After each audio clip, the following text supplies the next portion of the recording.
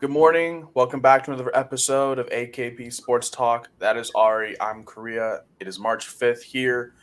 Just entering day two of Champ Week officially.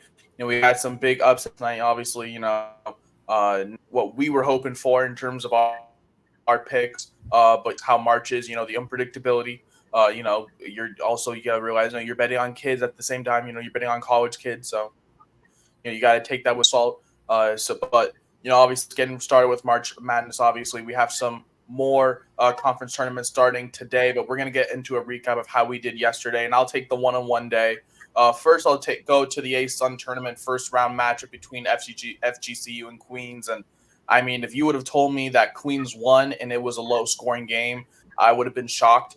That's pretty much how this game was. Just FGCU couldn't really get anything going offensively, and whether you can credit the fact that Queens was kind of holding them in check or the fact that, FGCU just could not score anything offensively. They couldn't find the basket. It was just a really ugly game offensively for both teams throughout that game.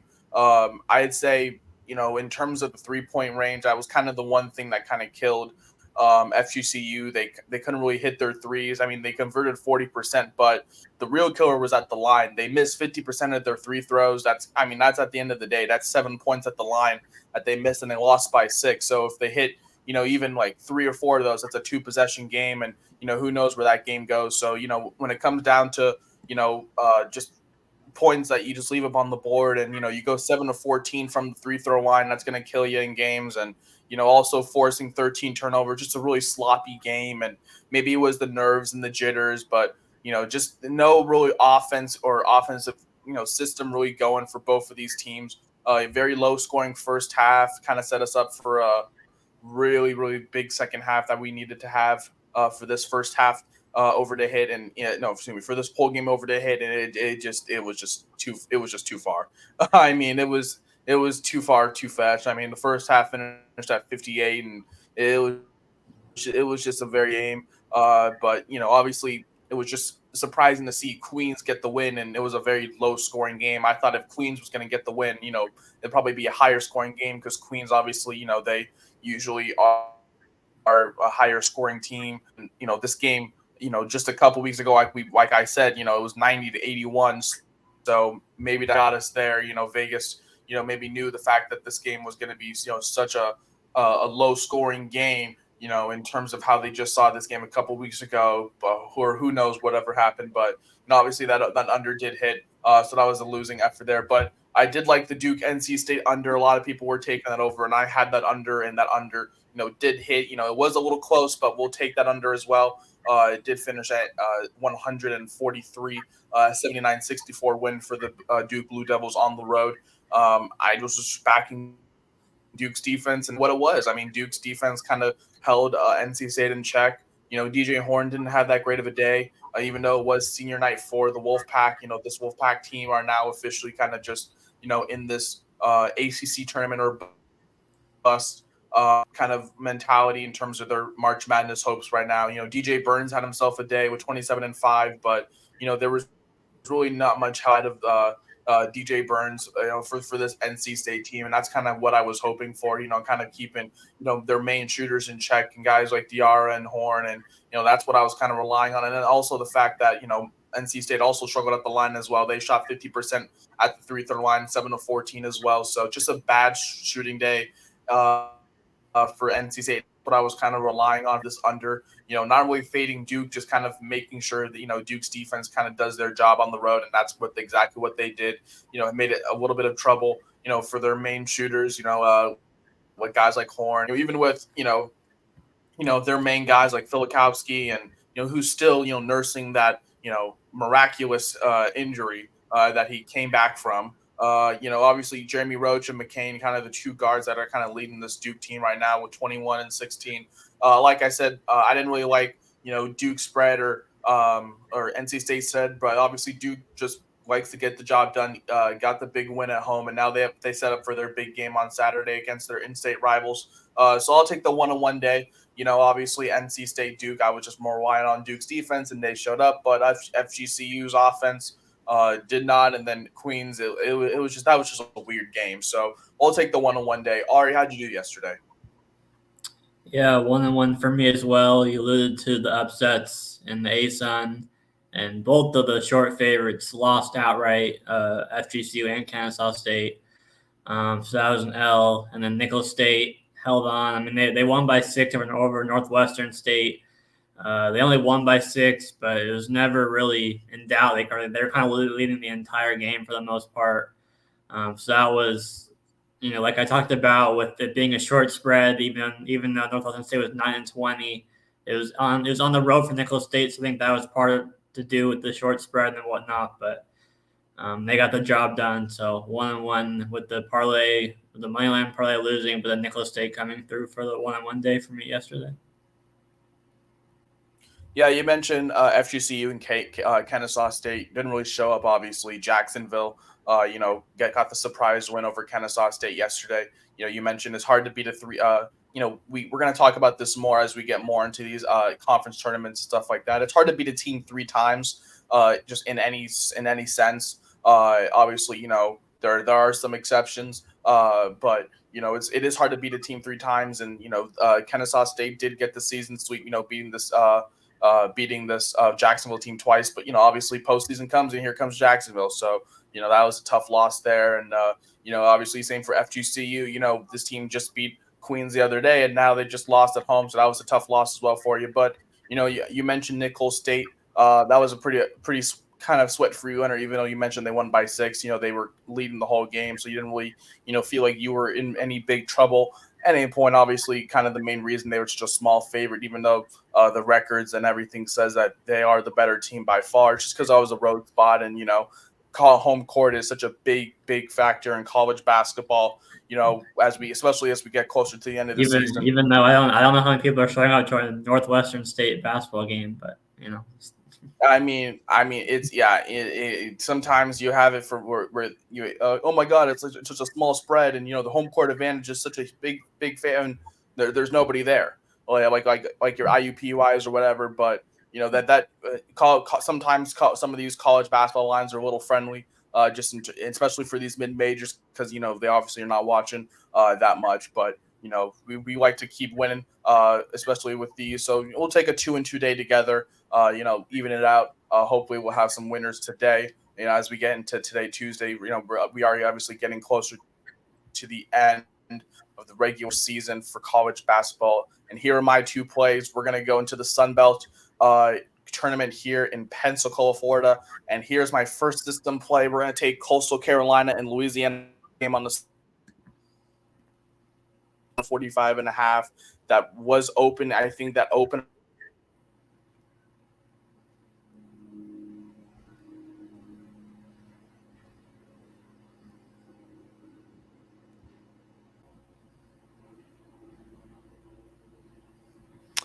Hi guys, sorry we had a little bit of a pause there. Obviously, my Wi-Fi, cut out. I'm trying my best here. Obviously, like we said earlier, I'm going through ACL surgery, so you're gonna have to bear with us for a little bit here. But I was just getting into my favorite system here.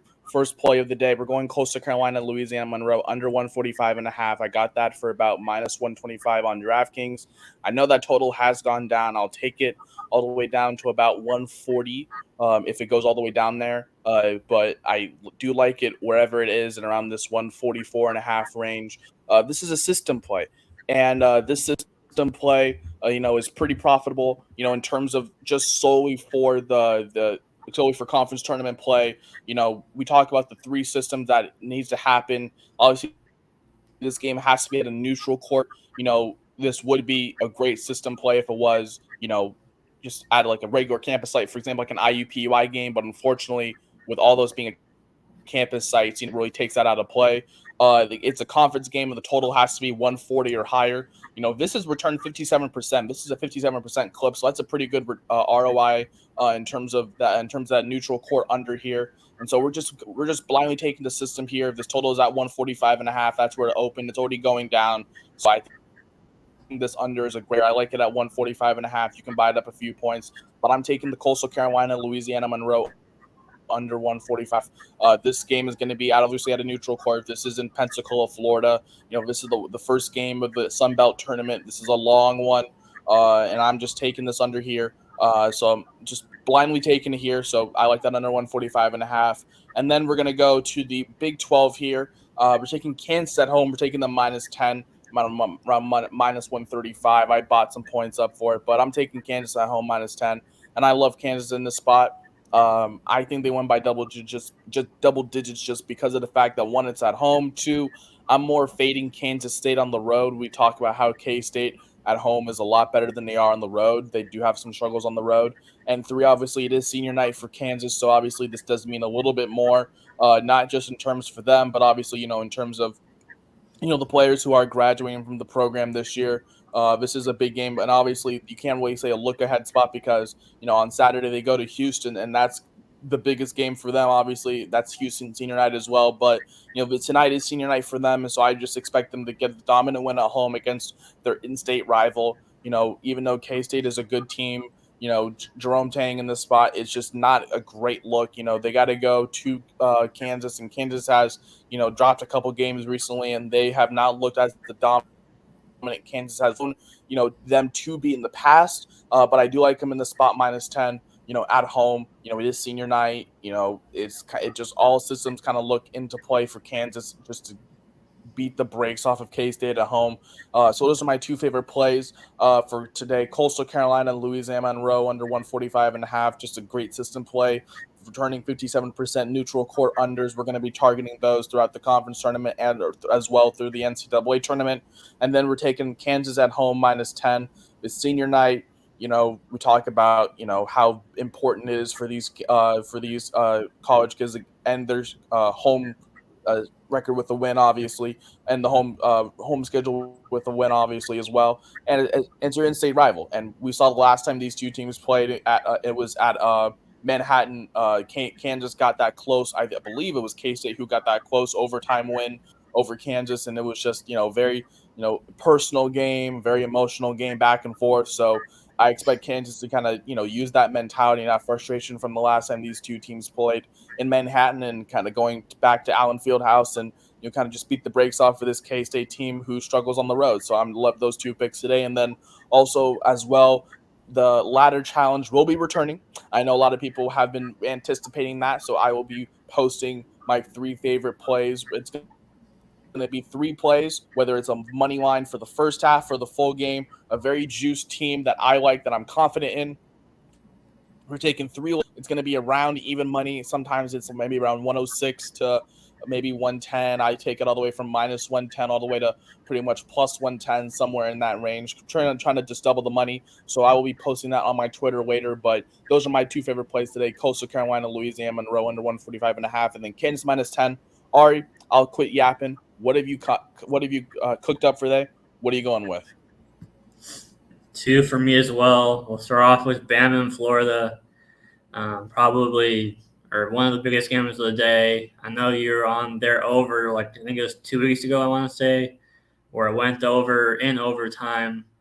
To me, this is just, I feel like this is just a line that's just a little bit. I mean, obviously, I get, they're two of the highest scoring teams in the country, but Florida's a top 15 defense in the country, again, guarding the three, and that's what Bama relies on, pretty heavily.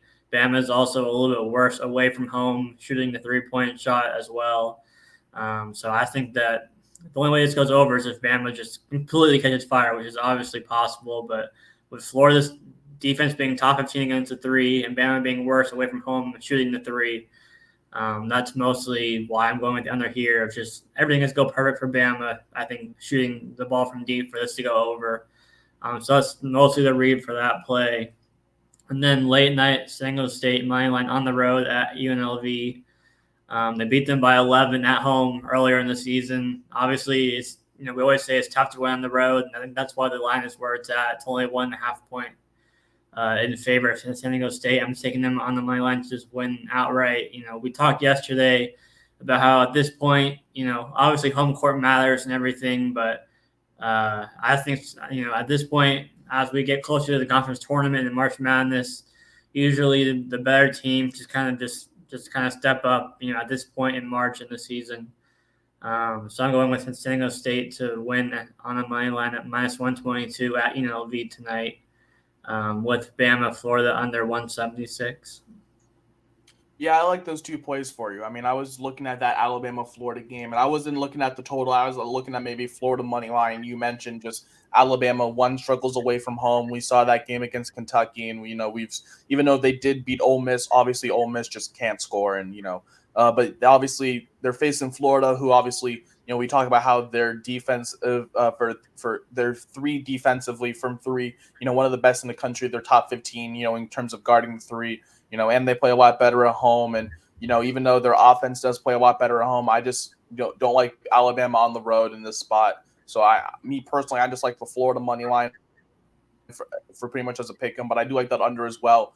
Pretty much backing Florida's defense at home and fading Alabama's road offense. And then you mentioned San Diego State money line, kind of like the similar play you had yesterday with Nicholls State, just taking the better team in this spot. Even though UNLV is definitely a trap team for this Mountain West Conference, they kind of want to be alive for this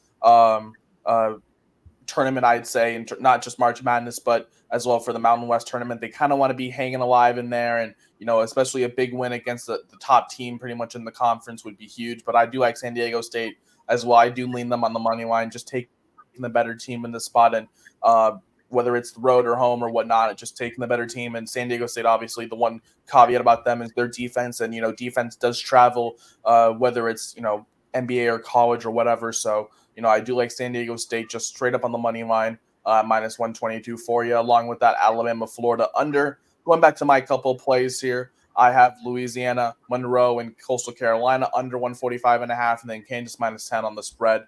Those are my two picks, along with my ladder challenge. You can find all of these plays posted on our Twitter below AKP Sports Talk. We will have our full card along with this video posted momentarily for you to view and dispose. But that's going to be it for this episode of AKP Sports Talk. That is Ari. I'm Korea. We will see you guys tomorrow. Obviously, we will have some more conference tournaments kicking off or continuing through tomorrow. Obviously, some more big time college basketball matchups, and obviously getting closer and closer to the beginning of the MLB season. We're going to be potentially a full potentially who knows, we may even have a full price picks entry. Who knows, we may be tuned into that. But that's going to be it for this episode. That's RM Curry. We will see you guys tomorrow.